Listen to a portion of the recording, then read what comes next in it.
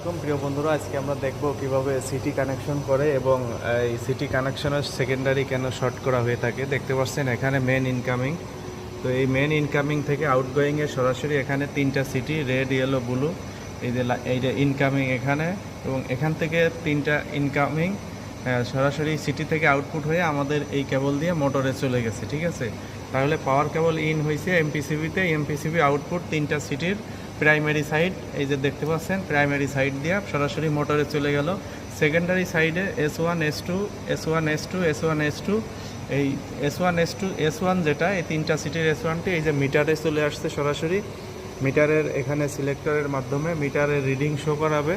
আমি যদি আপনাদেরকে দেখাই, এই যে অ্যাম্পিয়ার মিটার এবং এই যে switch ampere meter, meter switch, এই সিলেক্টর ঘুরাইলেই এখানে এবিসি বা রেড, ইয়েলো, ব্লু তিনটা ফেসের রিডিং শো করবে।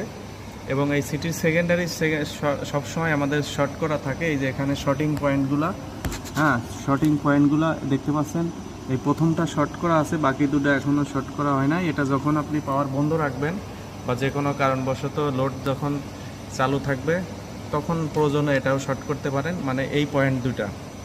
তো প্রথম S2টা শর্ট করা আছে এবং এইটা শর্ট করা নাই। যদি কখনো এই লাইন চালু থাকে, এই আপনার সেকেন্ডারি যদি কানেক্টেড না থাকে কোনো মিটার বা রিলের সাথে, সেক্ষেত্রে যে এখানে ইন্ডিউস যে ভোল্টেজ অর্থাৎ ইন্ডাকশন যে মানে ম্যাগনেটিক ফ্লাক্সের মাধ্যমে যে প্রাইমারি ইনপুট এবং আউটপুটে সেকেন্ডারি যে ভোল্টেজ, হাই ভোল্টেজ তৈরি হয়, সেটা অনাকাঙ্ক্ষিত যে কোনো দুর্ঘটনা ঘটতে পারে।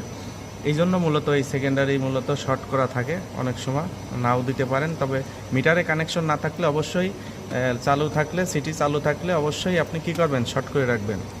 তো এই ছিল আজকের ভিডিওটি। ভালো লাগলে অবশ্যই অন্যকে দেখার জন্য একটু শেয়ার করে দেবেন। আসসালামু আলাইকুম।